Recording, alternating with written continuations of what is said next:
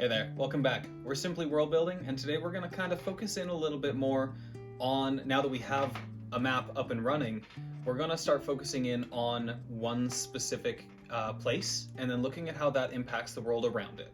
So if you have, which you should by now, an idea of your theme, now is the perfect time to work on making that physical and present in the world. So say, for instance, that you have, your theme is you have an orphan who becomes the unlikely hero of your story. Now what we're doing is kind of looking at where they come from and making that world feel real and present and lived in, and that is done primarily through linking it in with other places. So we're going to start physically creating this area, not necessarily, the main character of our story. We're doing kind of a general approach. Although if you have a main area that you want to focus on, that is what you should be building now. And then working on how it interacts with its neighbors and how the specifics of this city or region or whatever run and interact with the world. It is probably a good idea to just keep in mind, like, when you're developing a single place, it's probably going to lead to subtle developments or major developments even in other places. Definitely. Because if you focus so purely onto a singular area and then move on to a secondary area completely separately, the interactions between them won't feel genuine, or will, if you throw them in as an afterthought, it can cause problems because now you're trying to shoehorn these things in there. There's going to be a barricade, a disconnect between these two, and it will feel present. It might not seem like it, but when you're playing in it or reading it through or whatever, you'll be able to tell that there's that barrier there, that you didn't leave enough of those dangling threads we mentioned in episode 1 or whatever. So definitely focus on that and leave some ways that this place and other places can interact with each other while you're going. So sort of the main place we were going to start focusing in on was the place with the large inlet. Forgive us, we have our map in front of us, so we're kind of referencing it. The place with the large inlet, and where we were thinking a large river delta was going to come out, the place that was going to have a heavy amount of trade. Hopefully we can probably have it up on the back here to show you that, and the place beside that was going to have the Dragon Mountains is kind of like the main sort of area that we're going to be kind of zooming in on at the moment. We don't necessarily have these set to be, like main characters or anything like that in the story, but they are two very different and frequently interacting nations or regions or whatever that have a central focal point that is heavily attached to the theme, being this Dragon Mountain range. And now might be a reasonable time to mention there is a very, very good application out there. We're not sponsored, just something that I personally like to use in my own like writing or campaign running, and that is called Obsidian. It's free, and it is a very, very good note-taking app. You can get it on PC or mobile as well. It's basically like a notepad that is set up in the way that is almost like your own private, like, Wikipedia page. It's an excellent place to start putting your stuff. It's like you can have Microsoft Word for sure, but this allows for a much heavier level of organization. You can have these tabs, you can have hyperlinks to other pages of yours. Another neat thing that we found was that you can actually have basically a web graph of all of your hyperlinks and how they connect to each other, and it's a really rewarding thing to see it expand. It also makes it super easy to see these dangling threads that you've left, because in the sheet view, you can see that there's things that you've linked, such as like nouns, like places, people, things. Or in the graph view, you can see them as being, like, they're all be linked together, and then there's the one floating orb here or whatever it may be, and that is something that you have left open for later to touch on again, and then you can link that with other things. So long story short, it's a great app and a great tool, and we highly suggest it. Just even, again, not sponsored, but we feel like the app speaks for itself. So maybe check it out if you want to start writing these things down, because it makes the process way easier. So yeah, definitely check it out. Yeah.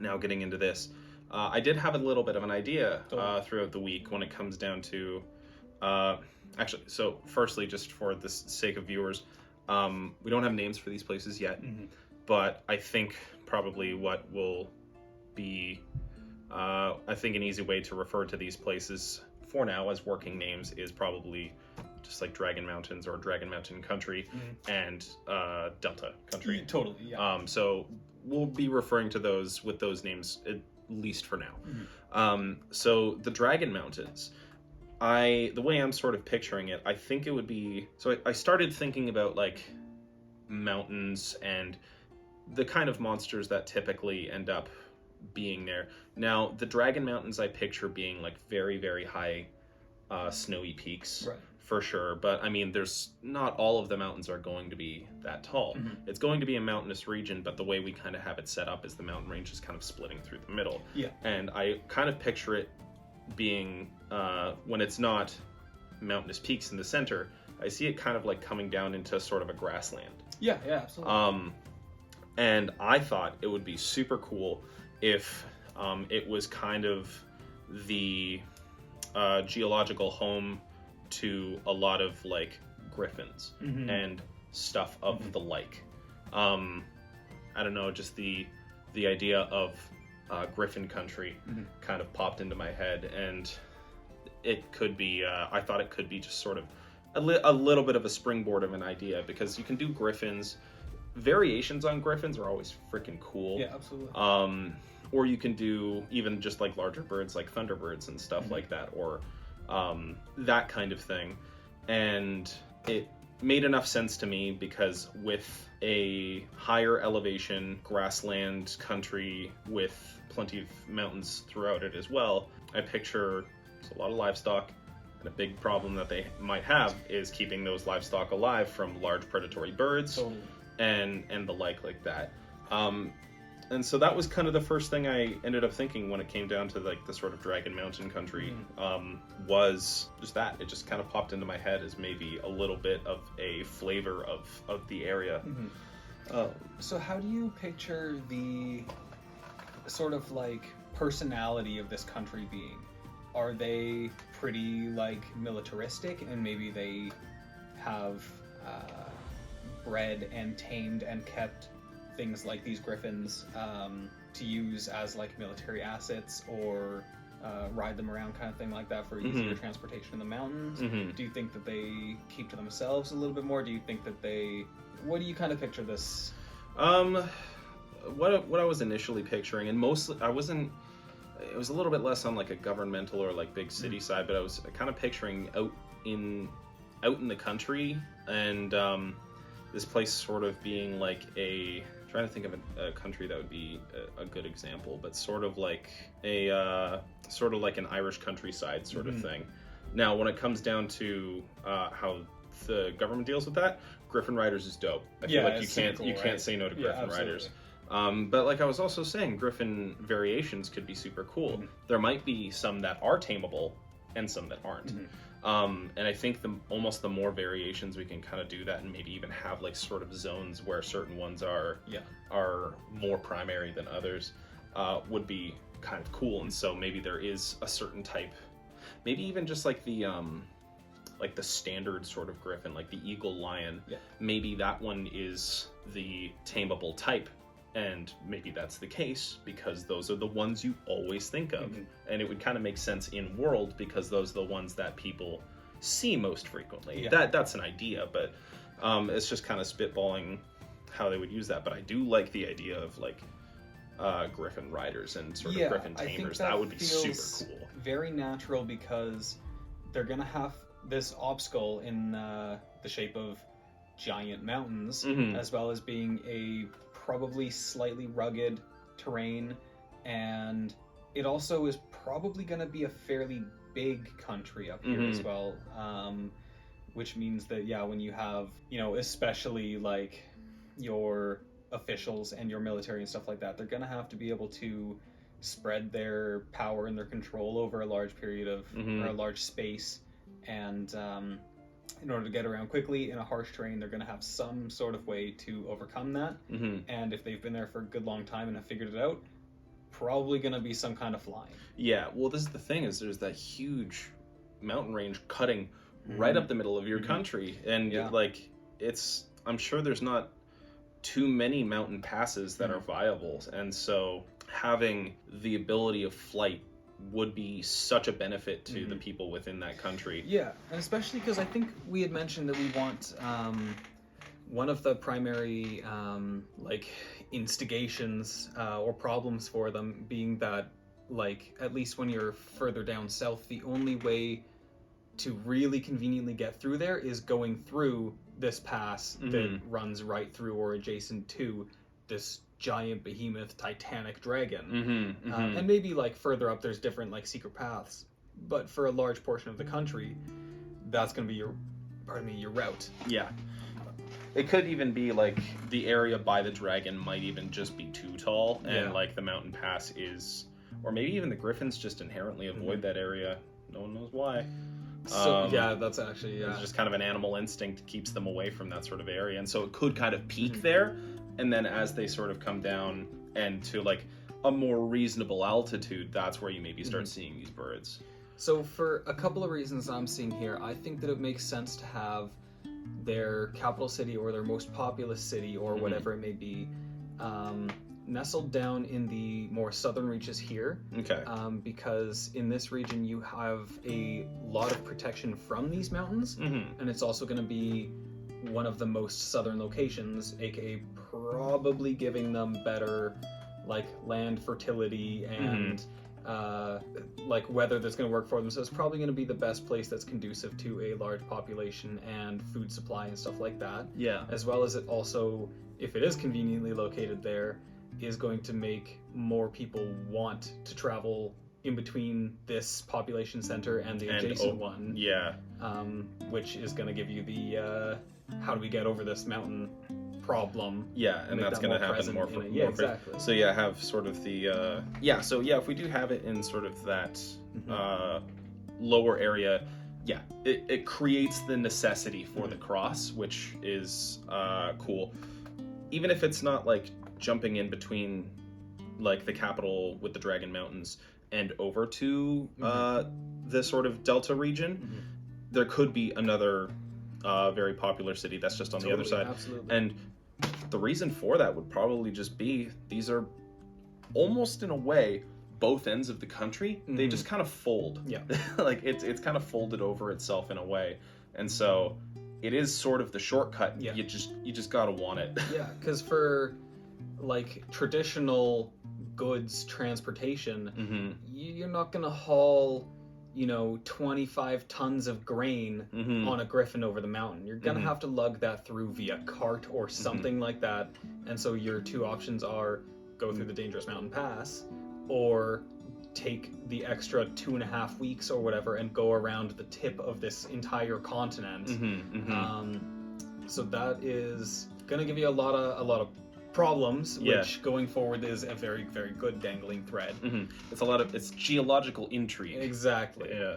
And it doesn't necessarily need to be the capital or anything like that. But It's got to be a very primary place. It does definitely make sense for a primary city to be located there because of defensive reasons, and also especially for things like food gathering. That's kind of striking me as a prime location for irrigation and agriculture and stuff like that. Yeah, no, so that's definitely an interesting idea. Yeah, so that's just like the little brief thought I had over the week. I was like, man, if this place was mountainous and had griffins, it would be dope. And follow your inspiration, folks. If something just pops up, it's like, that sounds cool, that's the one you go with. Yeah. At least tentatively. You can adjust it later on. Yeah. This is not hitting the mass public yet. It's not on the shelves, so you can change that later, but work with what jumps in your brain. Yeah, and what feels cool. Yeah. Like, sometimes your first idea is not always your best, but if something strikes you as particularly like, that sounds neat, and that sounds like something I could develop into something cooler, jump on it. Yeah. Now also, this might be a good time to say, if you are truly working with the best interest of the world you are making at heart, you must be ready to scrap a bunch of stuff. You can put a lot of work into a place, but you might find that you've written yourself into a corner. There's no way out that you can possibly find, and it's causing writer's block. Sometimes you might just have to scrap a bunch and start from a previous step, because it really refining your world into something that's going to be the very best you think it can. Forcing yourself to commit to something is a surefire way to kind of remove your passion from it, and also maybe force yourself to put something in that you slowly realize wasn't quite as cool as you thought. Yeah.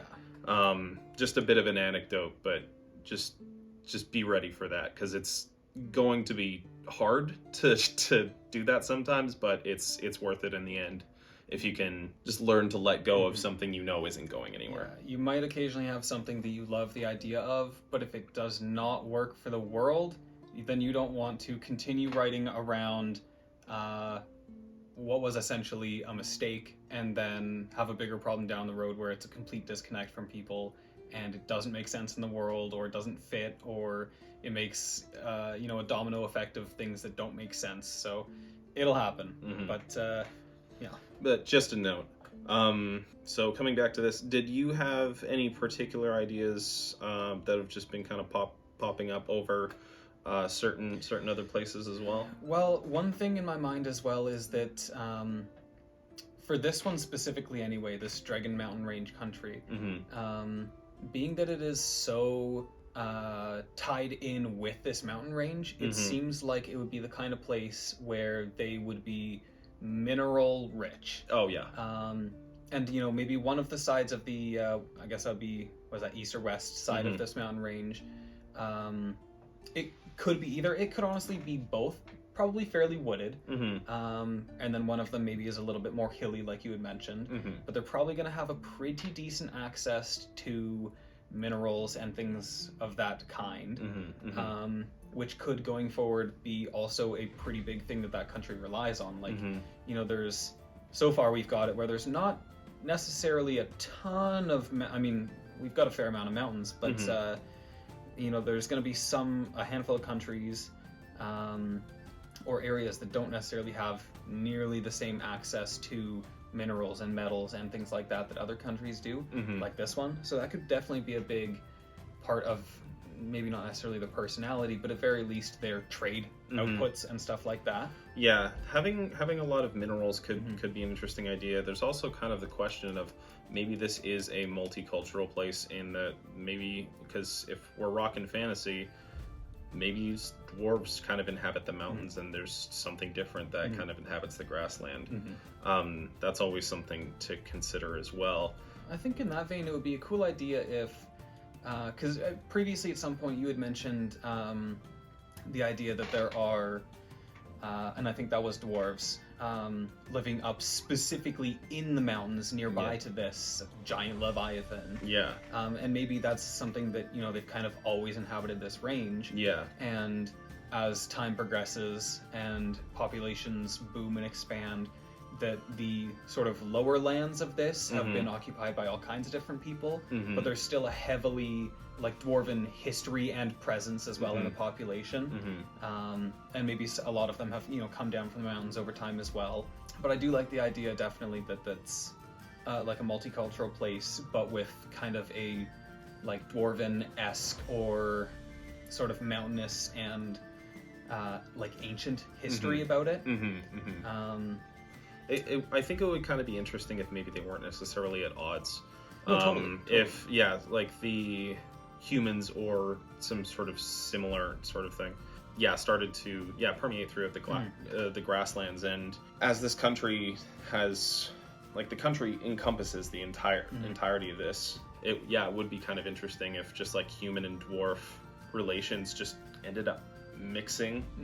I think almost totally at this point. I think that would be very interesting if almost instead of an almost exclusively dwarf versus human population, I think it might be interesting if this country, just kind of as a race, almost was sort of half dwarf or its own specific kind of thing. Yeah, I like the idea that they're very well mixed and meshed together, and like their history has kind of been adopted, even though maybe the physicality of these people has kind of changed over time. But I definitely like the idea that it's like a peaceful, happy mix as well.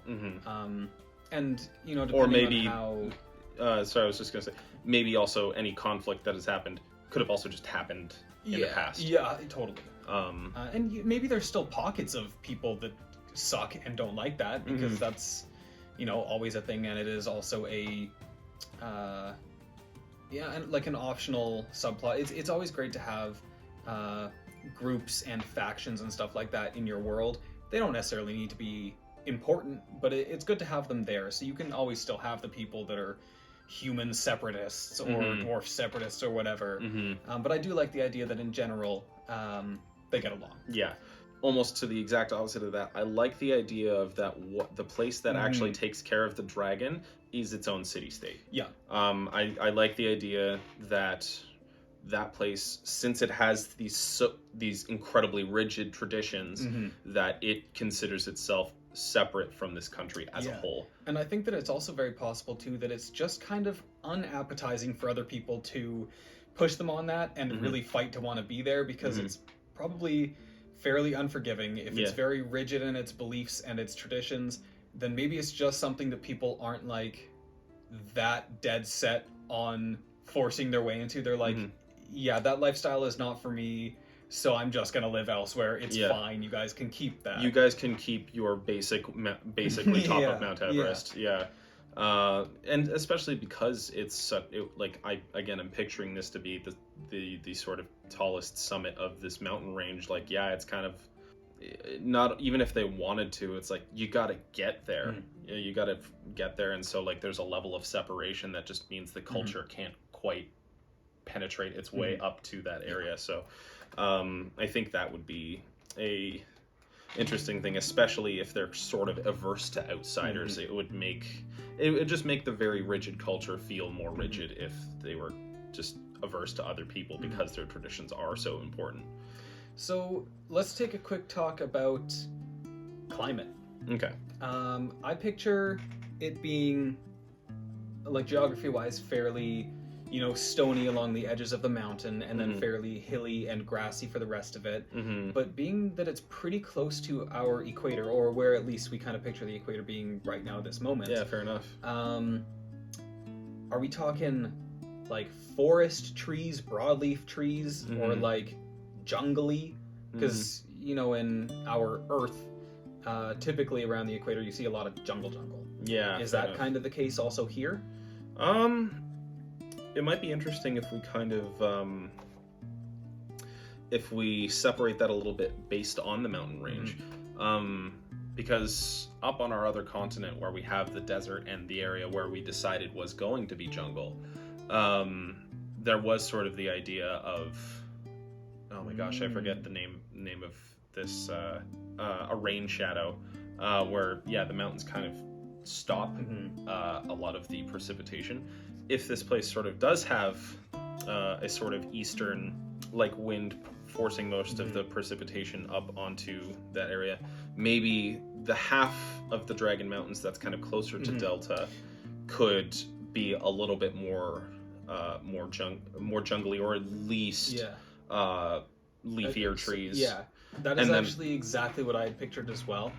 Especially because kind of in my mind's eye, the further end of the continent here, where it's further away from the center mass of this continent. I kind of pictured it being a little bit higher elevation as well, and maybe it's a little bit more rocky, maybe it's a little bit less prone to pooling water, sitting water, and so maybe that's a little bit more of the evergreeny type of leafed trees. And then as it slowly kind of descends a little bit, picks up more precipitation, the precipitation pools a little bit more, and maybe it's also a little bit warmer on that side of the mountain range, that maybe that does sort of become a little bit more jungly, and then it sort of weans out a little bit closer as you get into the center mass of the continent there and away from the mountain range. I kind of like the idea that like it is a little bit away from the equator, but again, altitude's also an important factor. For in sure, that. yeah. And so coming away from the Dragon Mountains towards Delta, I think Delta is going to be, other than obviously the coastline, but I almost picture the coastline of this place being a little bit,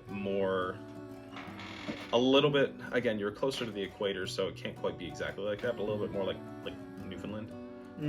Where like you have that sort of coastline, a little more, not precisely. Like I said, we do want it to wane into a junglier area as it goes. But I kind of picture this area as probably more jungly and sort of like that, like what you would picture a equator trade city being like. That's just kind of how I see the climate sort of changing as you go along these areas. Now, I was kind of trying to picture like what I had envisioned this delta-like region to be like, and I guess kind of what I had envisioned was something almost like Portugal-y. Okay.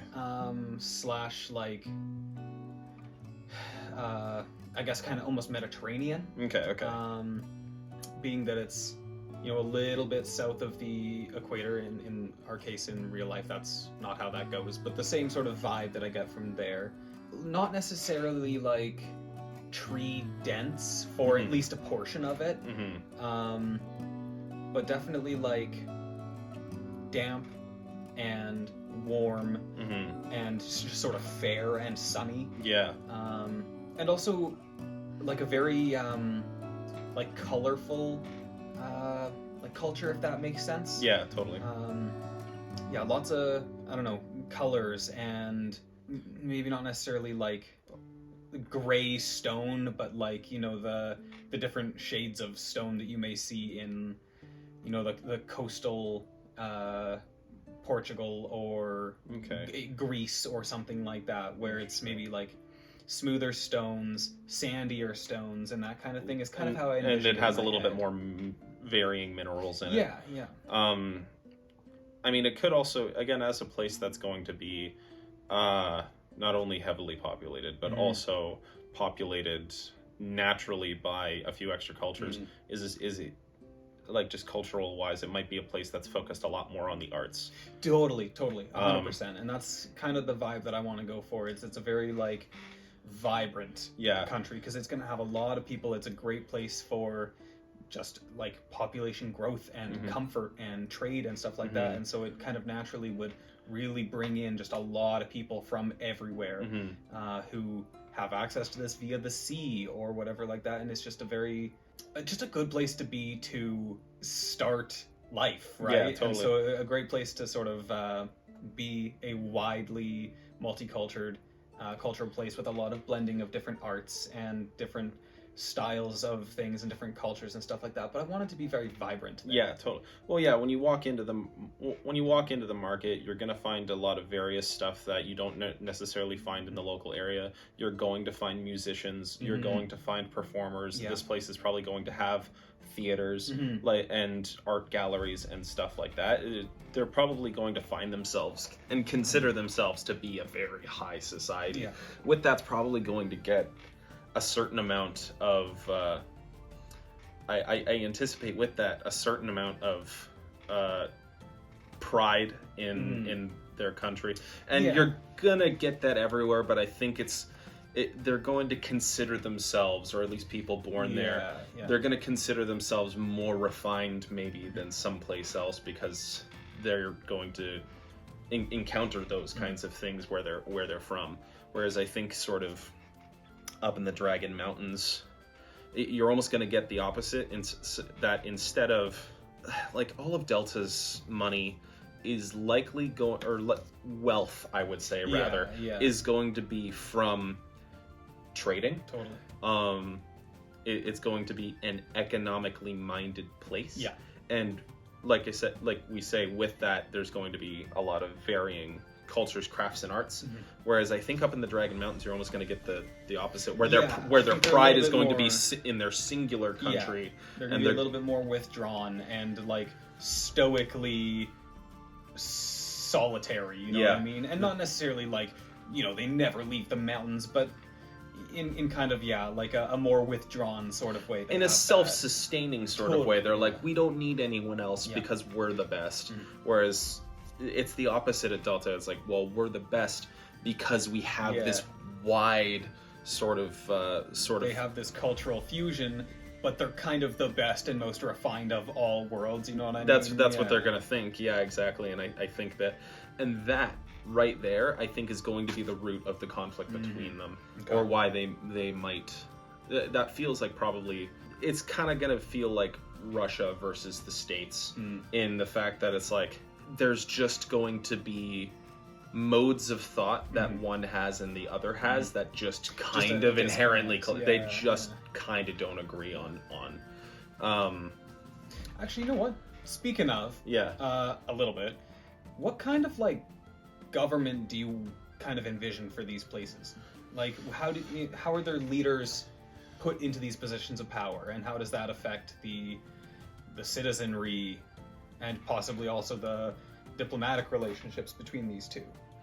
It's a good question. I do think that when you have, for this Delta country, I do think that the way that suits it best as being a very like culturally mixing fusion type of area is probably through maybe not pure democracy, but some form of like elected official or chosen by the mass, right?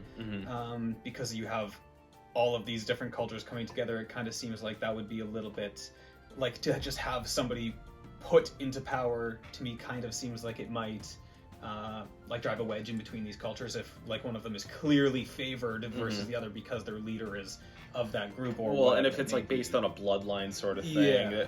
Actually, you know what could be sort of interesting, because like democratic societies throughout history are hard to find. Actually, it's something we kind of take for granted a little bit, but I think is rarer than they rare exactly think. And in the same mode of thought, I think it might be interesting if they have a sort of almost like a council system or a house system. So instead of sort of having one bloodline that is very clearly like I'm the King Louis the billionth. They have sort of political houses that can gain and lose power over time, and it still creates that sort of feeling of change and flow that this kind of country it's kind of the same means to that end. But also sort of a channel for people to get like their specific concerns heard by people that have specifically similar concerns, you know what I mean? Yeah, totally. Yeah, okay, I like the idea of that. And for, like, if Game of Thrones has taught us anything, it's that I don't really know Game of Thrones very well, but I know that it's all between these houses and they're all vying for power and they all have sort of control over these sorts of things and resources, and there's always some sort of clashing between them. Exactly. And that is rife with intrigue. And so just making that, like, how many people when Game of Thrones was like really in swing were like, oh man, what if I made like my own little house? You know what I mean? Like, this would be our emblem. This would be, and so that, like, we could just make something really cool out of that as well. And then again, sort of going into almost the opposite, I do think up in the Dragon Mountains you're going to get the opposite. They got a monarchy. They've got this is our lineage. These are the royal boys. Are you thinking like, you know, divine right of kings, monarchy, like, you know, this family was chosen by God or whatever to like be your king? I'm not sure if it would be a religious thing, but I feel like there would definitely be a bloodline thing no matter what. Okay. And I don't know exactly why yet, but I think I agree that it feels true to that, though. Yeah, if it like, and it might even be, since we're talking about this sort of half dwarf culture, it might even be like the kind of people who ended up settling the previous feud, and the person who both of them decided to unite under. And yeah. their bloodline has been considered very important for that specific reason. And so and again, this could be a thing that's kind of long in history now and is just sort of a given to them. Like, of course they're the royal bloodline. What the hell are you talking about? But it would give sort of an actual reason rather than just like... I like that symbolically, because it does feel like, despite this being like a stoic and proud nation, that they really do like just sort of take pride in also, you know, the blending of their unity. Right? And so it's kind of nice and symbolic to see that, maybe at one point there was this kind of feud or whatever it was, but somehow it is this very blended, like, family. The monarchy is a very like blended and half dwarf, half human, whatever family. Yeah, I like the idea of that. I think there could even it could even be long enough ago where maybe there is a sort of legend to it now that's probably not 100% true, or even is 100% not true.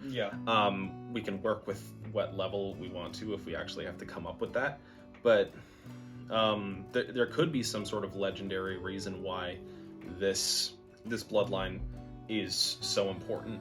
And it could also kind of lead into it feels like these guys, in contrast to Delta, are going to be about like strength in unity with themselves. Totally, yeah. And whereas with Delta, they're going to have a strength in unity of many. And so them having mixed a long time ago, to the point where the fact that they've joined together is, again, it's so far gone at this point that they are now singular. And there's no, we came together. It's like, no, we're one thing. But it would give a reason for their cultural their cultural pride in unity to be there. And so I do kind of like that idea. And thinking of like the whole half-dwarf thing, I think it would probably, and again, if it's so far in the past, we'd probably just make it so that half-dwarf isn't a thing. No, these totally people not. are their own thing.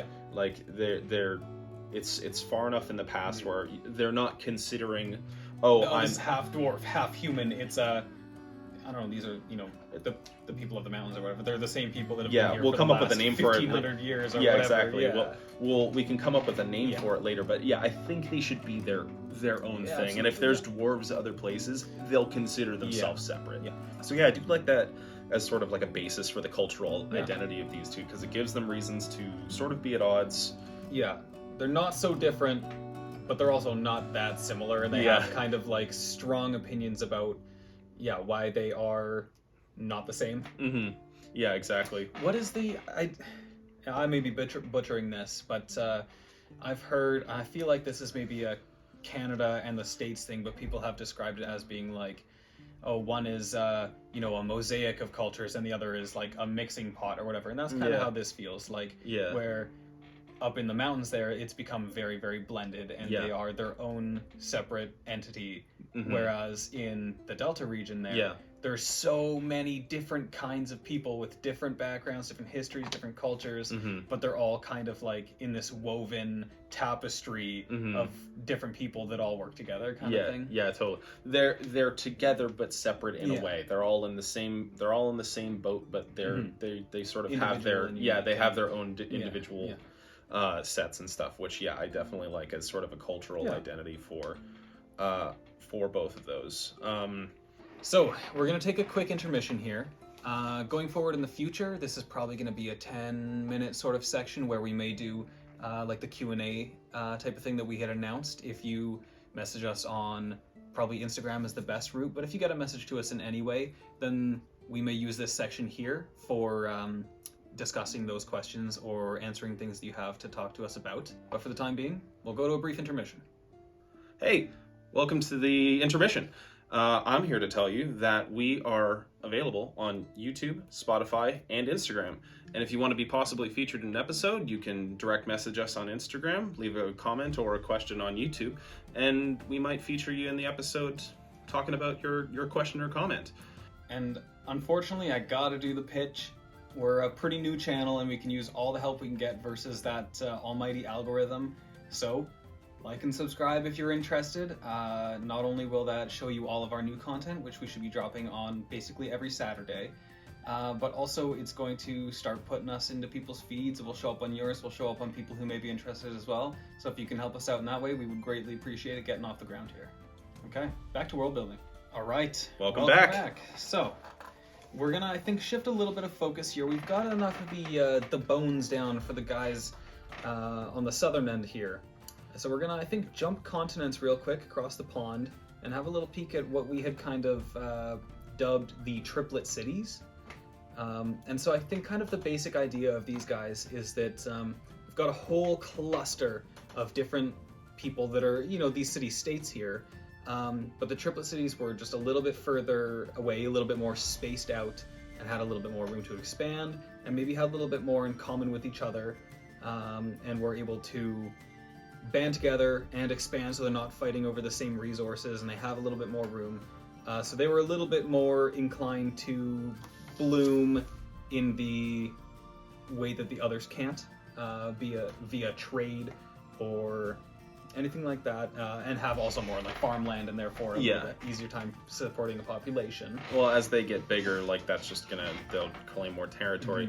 But yeah, the question for me was what makes them specifically different? Because if you think throughout history, they probably started off around the same size. They do have this sort of geological abnormality with like the way there's these sort of inlets, but like what would make you different than your neighbor specifically? 15 kilometers over the hill or whatever. Yeah, right? exactly. Like what would make you different than another cluster of city-states? And I had this idea, and hear me out. Okay. Also, what would unify three separate city-states, not only a singular one? Religious unification. Okay. Something may have happened along this sort of coastline here or to these three cities that just they unified under some sort of belief. People, I think, sometimes in world building will underestimate exactly how powerful something like that can be. It's like there's no specific physical reason why these people are together other than they might believe in the same thing. So my immediate reaction to that is they're pretty close to those sort of like monk-like dragon whispering people that we had mentioned. Okay. That are off the coast there. Do we want to tie it into that? I don't think so, because I think I wanted the dragon, the sort of wind dragon people to be very separated from the world, but close enough to civilization where they're talked about. But I think I don't want it to be sort of like the mountain dragon, where like things mix. I think the separation is probably key to keeping them distinct. One thing that's common between all of them is that they are coastal cities, and so they may have some sort of, it may be a god, it may be even just a singular legend that kind of ties them together. But what struck me and what made me think of this is the fact that we called them triplet cities, implying a level of identical nature between all three. Now, is that geographical or geological? I don't think so. I don't think they're going to look the same just based on nature, because it wouldn't make sense. Yeah, I want them to be distinct. I think that they should have, some similarities, and religion or cultural background is a very good way of doing that. I do want them to be distinct from each other, at least somewhat aesthetically. I do think that having some kind of sea-based belief system that binds them together, very cool idea. What's going to make them identical? And it wouldn't be geography. So it would have to be something man-made, which is what made me specifically think something religious, because I mean, religion has a good way of keeping people's architecture unified in a certain way. Like even if you just look at like general Christianity, it's like every church looks different, but every church has like these sorts of same Same like shape, you know. Yeah, they have the same shape. There's certain things about them that have to be similar, like the steeple, all that sort of jazz. But so hear me out. I've got a couple of little things to pitch to you. Totally. What if each of them, you know, has like at the center of town this giant like monolith with a flame that has not gone out in 20,000 years, you know, maybe not 20,000 years, but like 20 billion years flame or whatever, the eternal flame in all three cities. And, you know, maybe that's also something that has brought them together, is like the three of them have never let their flame go out, and that's something symbolic of their bond or something like that. I definitely pictured like some sort of monolith that came to mind immediately. Or what if maybe whatever this like religious or place of faith, place of prayer is almost like dual use, in the way that it could be like a lighthouse, a giant like tower that can guide ships into the port or something like that. And that's also like not only does that kind of tie them as well aesthetically to the sea, and practically too, being that it's a, you know, there's a use with a lighthouse. Yeah.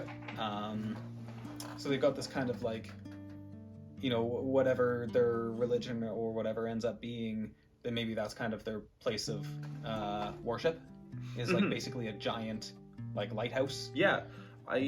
My initial thought was just like, when I'm trying to picture each city, like if you're just sitting in a boat going towards the city, what would you see? And immediately one thing that made me think that is like, maybe these cities are going to look different, because they're not just going to be a copy paste. Yeah. But they've got to have something that makes them identical. And obviously the first thing is a gigantic big old landmark that you can see even in the dead of night, kind of thing. Like, exactly. You know, maybe as you're approaching the coast, you can see the three lights, and you're like, it's the triplets. You know what I mean? That's my beacon to tell me that I'm, you know, approaching home or whatever. Yeah, totally. I didn't picture the lights at first. I like the idea, but Actually, I just, sorry for interrupting, but I just had a thought.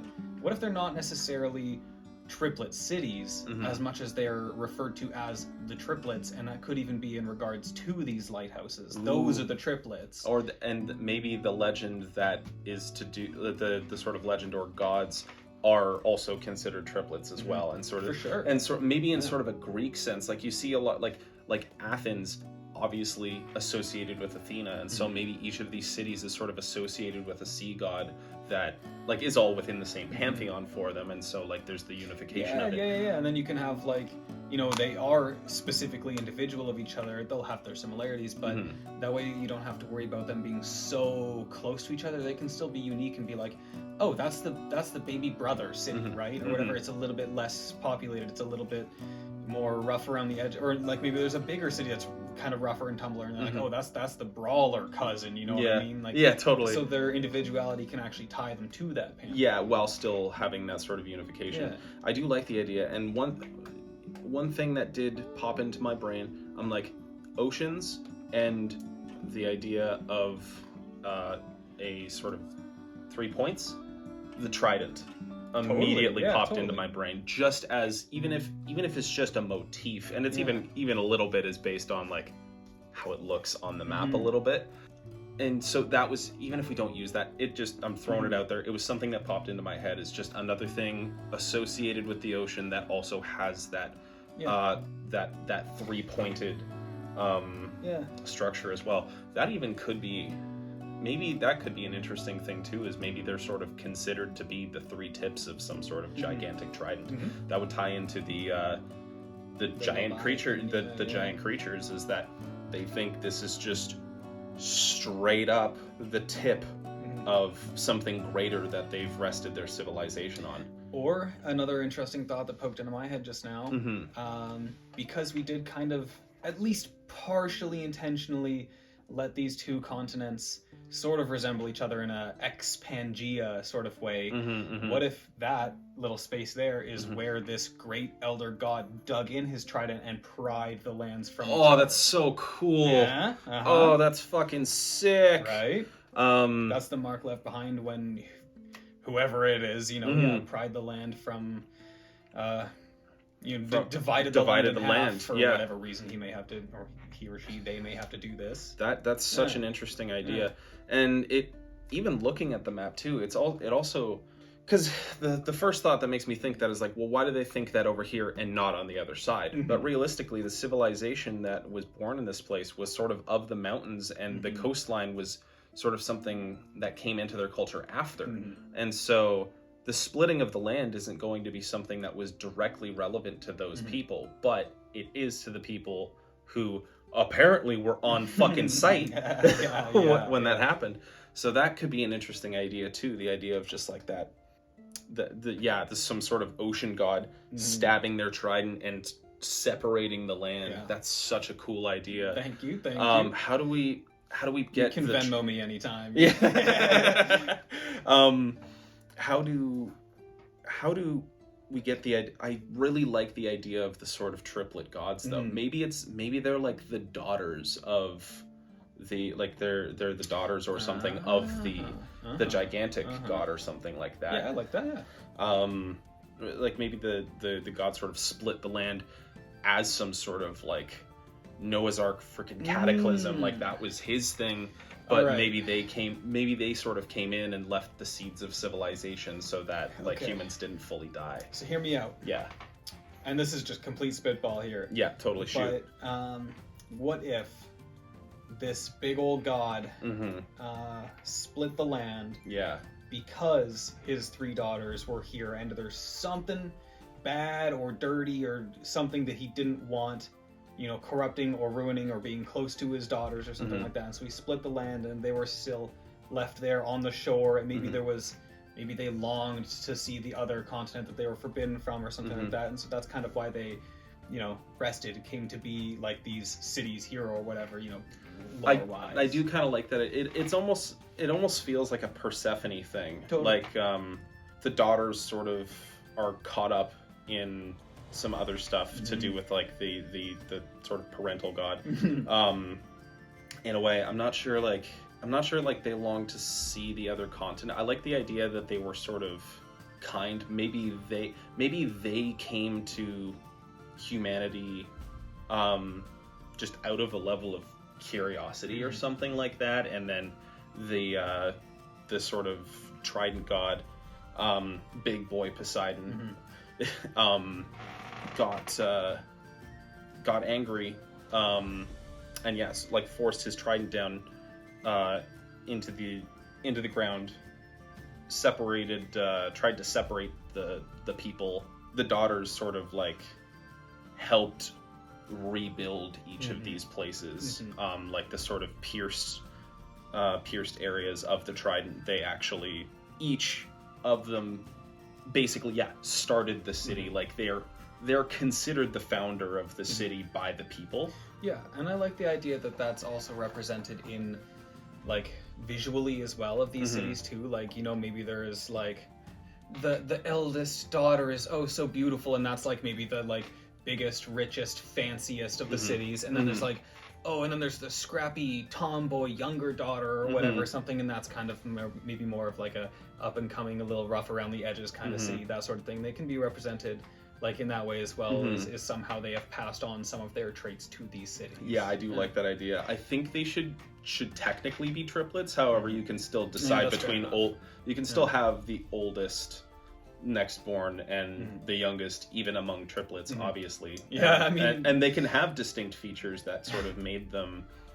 Yeah, I like the idea of that, like each city has kind of adopted a culture behind that. We can probably work that out a little bit more concretely later, but I do like the idea that there's just like maybe each of them had a specific virtue or something like that. Yeah, that's exactly what I was thinking. Yeah, and so that would be super cool. Now, so do we want to make it canon that they've got these big old like place of worship lighthouses? Because I think that's sweet, and kind of having that as like there be the triplets or whatever. Yeah, right? totally. I think that's a really cool thing. Yeah, exactly. And they each sort of represent a tine of the trident that split the land itself, but also acted as a landmark for for each of the sisters to.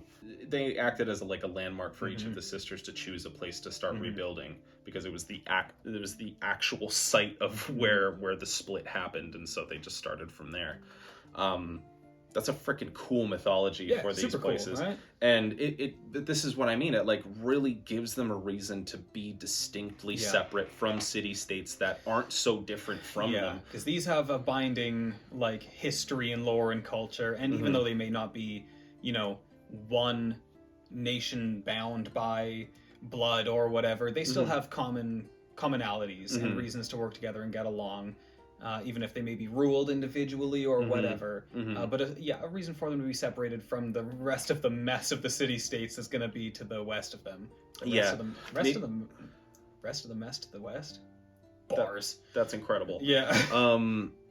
Maybe even like, maybe the other city-states just aren't coastal. Maybe this might be some sort of like somewhat hospitable or hard to develop area. Like even if it's just cliffs, man. Like it just kind of hits a point where like these are the points of entry. Because I do like the idea. I mean, I'll be honest. I do kind of want some of the city-states to be coastal. Yeah. Or at least some kind of section of it to be. Maybe not all of it. But it also kind of fits into the lore that you know, there were these big cliffs shattered by the strike that divided the continent. Especially because on the other end of that sea there in between. We were picturing that as being pretty cliffy. And so it kind of does make sense that, you know, that's split from there. That's why they consider it to be a split, is because of the cliffs. But the trident stab created like these low points. That would totally make sense lore-wise too. That's super cool. But I do like the idea that at least some of these city-states there have access. And maybe it's only, you know, 2 or 3 of these small ports. And so that's kind of where like all of this trade has to funnel into those ones in order to make them a like a trade powerhouse as well. But I do kind of want those guys at least to be as they a have conglomerate, access. A large player in that sort of central shipping game there, because I think that there's a very good chance that that's where a portion of the over in the Delta country again. Where a lot of the different peoples came from, and that can be from, you know, these coastal areas up here and stuff like that. So I do want them to have some, not to mention also that we've got a desert like not far south. It will probably at some point have to kind of start weaning down from cliffs into a little bit more flat land there. Yeah, it would make sense even if there was an area that was like just as you got close to the desert also touched it, but like just not nearly as available to the coast. And you don't want to make too much of the coastline like inhospitable either. Like it just wouldn't make sense that way. Coastlines don't tend to be like that. It's normally a rarity. It's pretty rare, because you know, if you like, oh, challenge time, ding ding, name 3 cliffs. I bet you got Cliffs of Dover. I can't think of one more. So it's Guitar Hero pops immediately into my brain. Yeah, for real. So cliffs are pretty rare in that way. I mean, you're gonna have cliffs everywhere, but like significant cliffs that really truly bar you dive from into the sea, disembarking into the ocean. Yeah, exactly. Stupid question. Cliffs have names? Yeah, overdue. Yeah, when they're like that great significant cliffs. and substantial, they do. I mean, mountains have names, and they're just a pile of dirt. Yeah. Okay, guess I never thought of it like that. Never heard of a name of a cliff before. You never heard of the Cliffs of Dover? Oh, I've heard of Cliffs of Dover. Okay, no, there we go. That's what Those I'm are the saying. one, yeah. That's the cliffs. Those are the cliffs. Yeah. So yeah, we can't obviously lean on cliffs being too big of a thing, but they are a limiting factor, and limiting factors are important and can guide a lot of things. They limit and they also enable. Limiting and enable things, you need those. So we got cliffs because they're a powerful thing. Yeah, like that absolutely crushed the lore on that area. Oh, like yeah. we dove even deeper than I thought. Like we got like actual like gods and shit. Although realistically, like these gods were. I'm like, did this actually happen?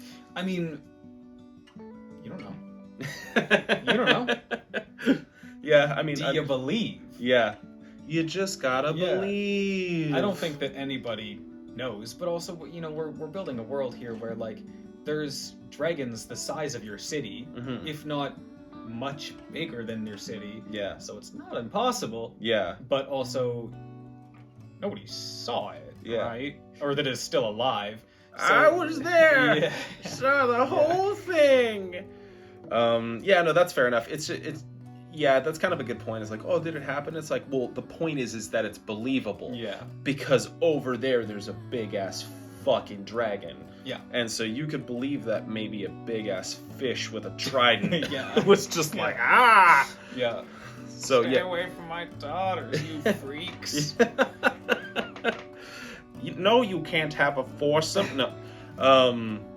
But yeah, that really does nail down those three. Now, like, I struggle to think of anything for the rest of them. Like these triplets are sort of spoiled out of all of our city states for cool, isn't it? for lore. Well, I feel like kind of the thing that I want to be significant about. Like, I mean, I think that the city states should all have something significant about them. I don't want them to be just like they exist. Mm-hmm. But I think that a big, limiting and enabling thing about them is that they can function as a conglomerate, a single unified power in true times of turmoil, and in the very few seasons that they get along, but then are regularly at odds with each other. Yeah. And that's kind of a big, central problem for them. You know, that actually reminds me of an idea I had for them that I actually just kind of went out the other ear.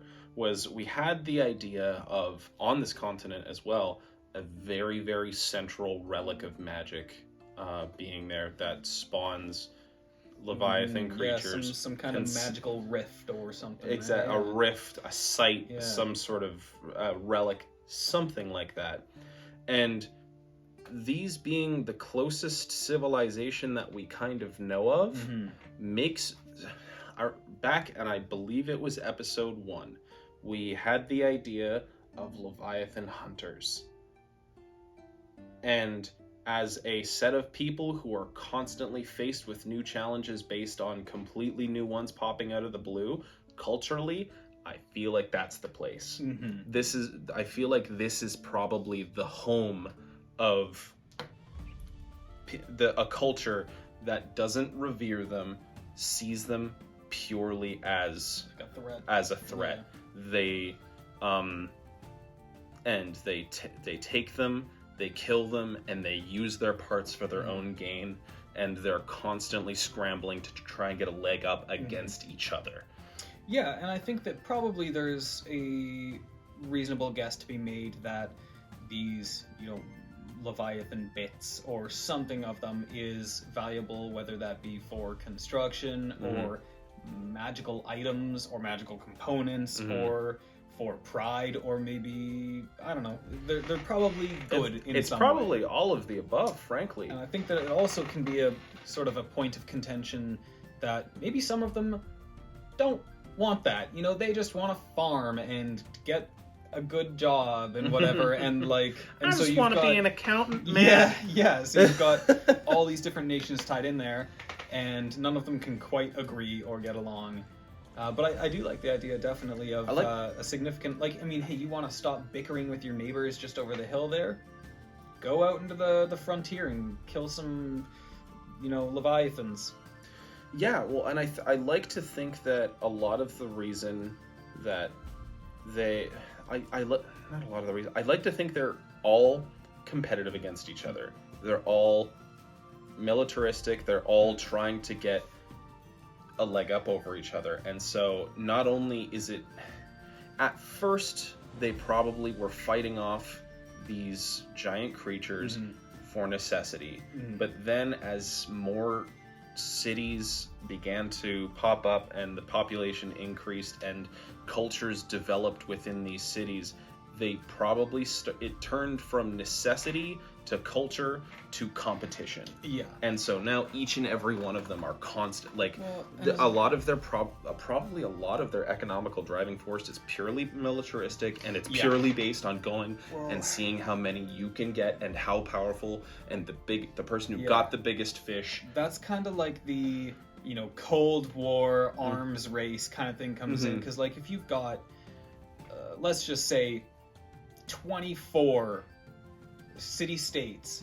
in this zone, and all the neighbors all around you have got a pretty solid military, and you don't, yeesh, yo, better get yourself a military. And then all of a sudden, like, your buddy over the hill's like, oh, they just cranked up their military. Like, oh, we better do that as well. And so I think that there's going to be always kind of that air of tension there. Yeah, totally. Regardless of whether they're actually in an era of using it against each other or not, of just, like, not wanting to be one-upped by all their neighbors. And so I think that they probably spend a good amount of their time and money and focus on making sure that they're tough enough to, you know, keep their place. Right? Well, and they've got the tools, and it's not only like trying to one up your neighbor, it's trying to make sure you're safe from your neighbor.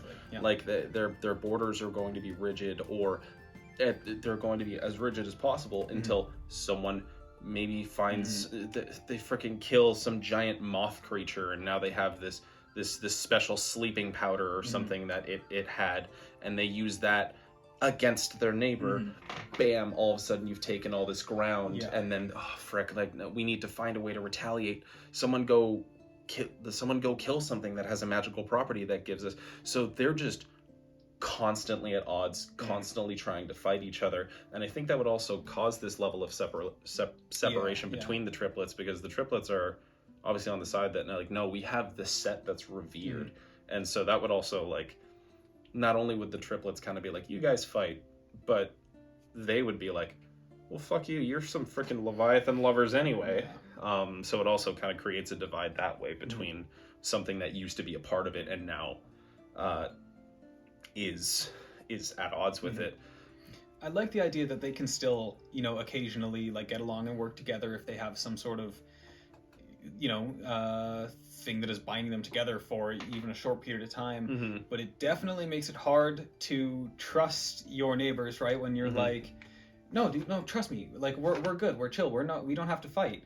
And then they start building up their military again, and you're like, why are you doing that? I thought we were good. Well, now I gotta do it. It makes it really tough to ever really stay in an era of peace for them. Yeah, there's no one can move a finger. It's like when you had a snowball fight with your friend, and then you're like, all right, snowball fight's done, truce, and you see them make a snowball. Yeah. And you're like, well, I need a snowball. Okay, now I need to make another snowball. Yeah, and then they see you picking up a snowball, and they're like, oh, we're going again, huh? Yeah, and it's just an endless cycle, and now picture that with, like you said, 24 different people. Exactly, yeah. And they're all trying to find perfect rocks to put in their snowball. And so that idea and that culture is so perfect for being also the culture that is the face of the frontier, that is diving into what is clearly probably one of the most inhospitable places that you can possibly go to in the world. It gives sort of a reason for this sort of jungle frontier area up here to be a thing. And I think it really works, and it allows us to put the idea of the Leviathan hunters into the world in a natural way. I think they're probably all over the place. Totally. There's a need for them. They can export these hunters. And I mean, they're constantly looking, like, they're fighting up against this, but, like, I mean, man, you get a contract in the next country over for something that, like, your little city-state warlord was like, we've got rumors about something crazy. These guys don't want to deal with it anymore. You go over there, kill it for them, bring it back. And to that country, it's just like free help. It's like, oh, if we just give you the body, like, you don't need payment. Okay, yeah, absolutely, come help us out with this problem. That's a damn good deal. Exactly. So they ship off a squad of hunters that go kill this thing, take it back, and they take it back to their city. Another city intercepts them halfway to the other. Like, it's gonna be basically a warlord country in a way, but with, like, city states, and I think it just fits. I think it just fits the idea of the hunters without making them almost like a homeless idea, like, just like they don't have anywhere specific. It's like, no, this is kind of where they're at. Yeah, but you can find them around. I do want them to not feel entirely like locked into this, that's their only personality trait, you know what I mean? I want, like, all of them to be a little bit individual and unique, still have definitely the same like, militaristic need and therefore commonality, but I do want them to all have at least some kind of personality outside of being militaristic, which I think that is going to be a big defining factor of probably all of them. Maybe not all of them, but a significant portion of them. But I don't want them to feel kind of locked into that. And that's not to say that all of them have to also be traitors or something, but like, you know, if you've got this area of 24 and there's 11 of them are these like frontier hunting people, but then like, man, some of them like just want to farm, and maybe they've got good relationships with their neighbors because they sell them crops so that they don't have to focus on that or something like that. Or maybe like a couple of them are like these places of just like natural beauty and the culture and the arts and stuff like that, and still need to keep a military or something like that. But I want them to kind of be like, I mean, different. you can give them a personality, and I think you can even do that in the military itself. Like they can have, they can be distinct in the fact that they may have different methods, and they may have different practices. Like some of them, you've got the they might not, Garbosians or whatever, and they've got these giant, extravagant plumes of purple or whatever on their helmets or something like that, and they go in with these like linked blade swords that are, you know, whatever, like they specialize in that sort of. Maybe some of them like have like gliders or something like that. Like you can put that in the military, but that also like may seep into the actual culture itself. And like there might even be some of them, like we were talking about, like they might not even exclusively kill these things. They might tame the smaller ones. Totally. Like if you have like basically what you might consider a D&D equivalent of a drake, like they're like, oh well, if we can tame these things, they're better off to us alive than dead. And I think it's a cool idea to have, you know, one or two tucked in there, or even just minor factions that don't have any like governmental power, where they're like big fans of these, whether that be for research or for curiosity or for like a divinity aspect, and maybe they want to smuggle them in, or maybe they're trying to find out how to create them to get an upper hand or something like that. I like the idea that maybe not all of them necessarily are on the same side, but that can also be kept on the DL, the down low. Yeah. And yeah, like something big enough that actually like completely threatens their way of life, maybe a few cities do band together. And like you said, like if it comes down to a threat that's big enough, they do have the ability to create these alliances, and they probably also do, even just against each other. Totally. It's just a mess. Like there's and then there's backstabs. Totally. It's just political intrigue the place. And that guy's married to that guy, and they're all married to each other. Who's Well, and you could, this is another thing too, is like even again in the way their military works, but also that would work in the way their culture works, is the fact that maybe they're not making swords out of this stuff. They have like this really complex alchemy system that the other ones don't quite have or understand, and that works militaristically, but also in the way the city works as well, because like they also have like these potions, and maybe they do end up trading certain ones with some, and having their secret recipes for the other ones, and so you can make them distinct, but they're all out to kill each other still. Totally. Or it just, at the very least, at the bare minimum, not let them lose their own culture and way of life to the other one who was, you know, really on a good year or something like that. So there's always that tension of not wanting to lose what's theirs to the other ones. You know what I mean? Well, and like you said, you said like, oh, maybe some of them are farmers, and like maybe some of them are farmers, but they're the ones with the only farmland, and so they're under pressure from the other ones and constantly threatened by the other ones. Like, oh well, you better give us a good price. You better give me a better price than him on the wheat. Otherwise, like, we're gonna come in, and so like it also creates this like level of oppression between the militaristic cities and the ones that have to kind of focus on the food production. And I also kind of like the idea that, you know, maybe in the modern day, wherever this story kicks off, is that maybe there is a little bit of a like imbalance in the power, and there's this one place that has already like forced their military control over the adjacent like 3 or 4 city-states, and so they're kind of under this like military rule, like this martial law type system, and because that creates a whole lot of different tension for other like maybe factions of groups to stick together to avoid letting this one continue their march through the whatever. Yeah, they've got this alliance of 4, and that's powerful enough to start wiping out anyone adjacent. And so there's like this triad over here but then this 4 crumbles and now this one's the most powerful. Like there's this flow that can happen. And there's a million powerful stories that you can pull out of the shitty situation that is, you know, a handful of those cities being occupied by one maybe kind of shitty power that's just gotten really strong and bold. So I like the idea of like there's just this absolute mess going on in there. Yeah, it's really cool, and I like that they're also up against the Badlands as well, because I like to think it like creeps in here a little bit, and so, and it's not only like, okay, right, we've got political intrigue, but we're also missing, they're Leviathan hunters, man. You're gonna get some sick Attack on Titan, or a Shadow of the Colossus, like crazy cool stuff coming out of that area. So it's not only rife with like this sort of weird political intrigue, but it's also like you're probably just gonna get some fucking wicked cool scenes. Yeah, exactly. Like there's like you can picture so much, or like I can even picture like, oh, these 2 factions are fighting over this singular one, and then an even bigger one comes in, and there's always a bigger fish, and one eats that, and so they have to like kind of put aside their differences and team up to fight the big one, and like there's so much story you can just shove into that little area. Yeah. So it's a great idea. I think I really like intrigue, that. Absolutely, for sure.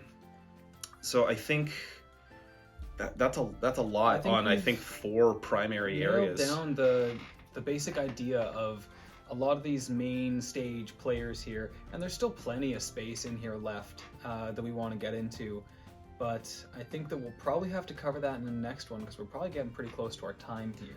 Yeah, so the we do really just personally want to dive into our desert sort of area, but I want to do a little bit more thinking on it because I feel like it's just one that I want to do justice, sure, absolutely.